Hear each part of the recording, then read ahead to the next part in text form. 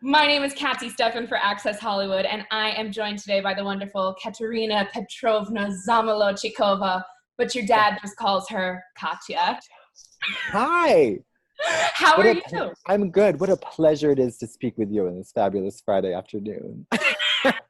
The pleasure is all mine. Now, Katya, I introed you with an amazing part of your verse from Reggie Wrote You, but Yes, you have a new musical endeavor happening now. I Tell me surely about do. Vampire Fitness. Well, it's the soundtrack to the late night goth gym that has yet to be built. Yeah, it's like sort of like a dark and fun and sometimes scary, like around the world in 20 minutes kind of a musical venture. Yeah, there's a How lot did going you, on it. how did you pick the name Vampire Fitness? That I had that in my head for forever, because I just like I've been a vampire all my life, and I've been really interested in fitness, and I've always been so just like really fascinated by a very small group of people who seem to be like goth people who love going to the gym. And I wanted to do a some kind of musical venture that it would be like literally like a maybe like a vampire's gym playlist, that would start with like cardio, weights, and then like a cool down meditation. Well, okay, you're bringing me to my personal favorite track from what I listened to, Okay. which is the final track on the album. Dentist. So, how did you come up with this amazing spoken word ASMR deranged beautiful idea for the final track? Well, I love guided meditations, and recently, like in the last few months, I downloaded a bunch of apps about like that have sleep stories. There's like the Calm one. There's another one, I forget what it's called, and I love, there's meditations and stories by like Matthew McConaughey and Harry Styles and Eva Green, and like their voices are just so soothing. But they don't make me fall asleep. They either like get me horny or they perk me up or something like that. And like, so I thought it'd be really funny to kind of just really to go for like the most soothing voice I can manage, but have it be like, I mean, not subliminal. I suppose it's completely overt and the opposite of subliminal. Have people, have a directive in there that's a little bit less than calming, let's say, So. I have to tell you, you sell the ASMR part so well that Thanks. I read the title of the song and I clearly know what it's about. And I kind of forgot that Oh, that's where good. Yeah, it's going. I'm hoping that you do, because I think at the beginning when you hear about the pliers, you're like, wait, what? But then I think you kind of forget it, and yeah, I love it, and I mean, I hope that nobody does pull out their own teeth, but you never know, kids these days. I mean, I'm not going to claim responsibility for that. good. Okay, we're going to clear you of all legal ramifications for this. Now, a couple of other tracks on this album that I love. You have 2 collabs on Yep. here. So Yep. let's talk, because you just came out with your single now. Congrats. Yeah, thank you. It's so Coming cool to soon. see it. Yeah, it's out there. It's there. It's on the phone and on the computer. Yeah, I mean, that was so much fun. And this is something we did this. We actually recorded a couple years ago, and we're sitting on it for a while. And I was like, every once in a while I would talk about it with Alaska, and it's so great. And I mean, I love her song "Come to Brazil," so this is like kind of a response to that. And she was so great. I mean, she's such a pro, and she sang the whole damn song, and I think she had some reservations about how vulgar it is, because it's really vulgar. But yeah, I love it. It's just like, it's dark and fun, and of course, like, you have to like, the Brazilian fans are so insane. Like, they're just the best. They're the most rabid, intense, and engaged fan base. It's like there's nothing like them in the world. So we've got to do something special for Brazil.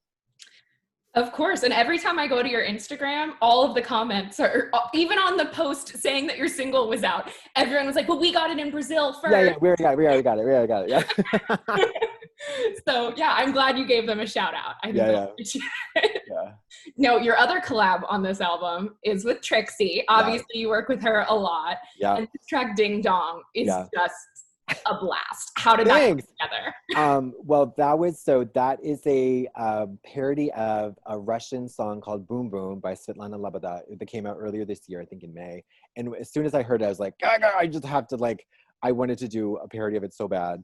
And I thought Ding Dong, especially after having watched Glow Up and the Val Garland, who is just so incredible. She's with her seal of approval is ding dong, and it's just so funny, and we just it became a parroted phrase between me and Trixie over the weeks. And so originally I planned to have her do this kind of folky breakdown rap feature, but it didn't really work out very well. So when she came into the studio, she just she got into the booth and just did a line from Silence of the Lambs, which is that's perfect, wonderful, easy, one and done, and get out of there.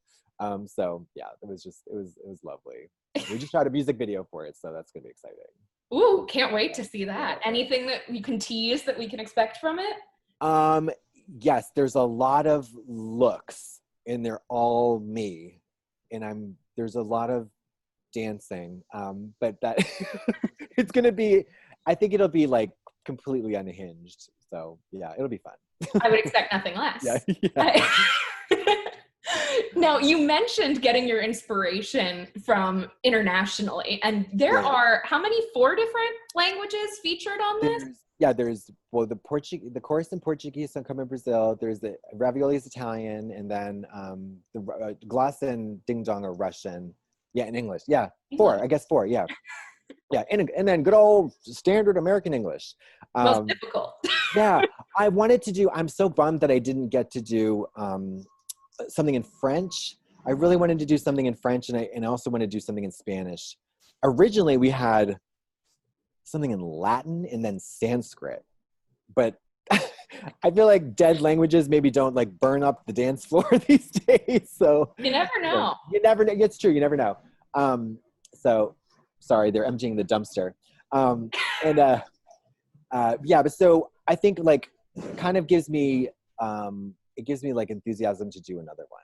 So maybe next time we'll do French and Spanish and maybe German. I was thinking German. German is so hard. Have you ever studied German? Oh, I've not studied it. I've listened to Lady Gaga speak it in the beginning of a track. But that's right. Yeah. It's so hard, and it's so hard to pronounce, and it's so, forget it. But yeah, we'll see.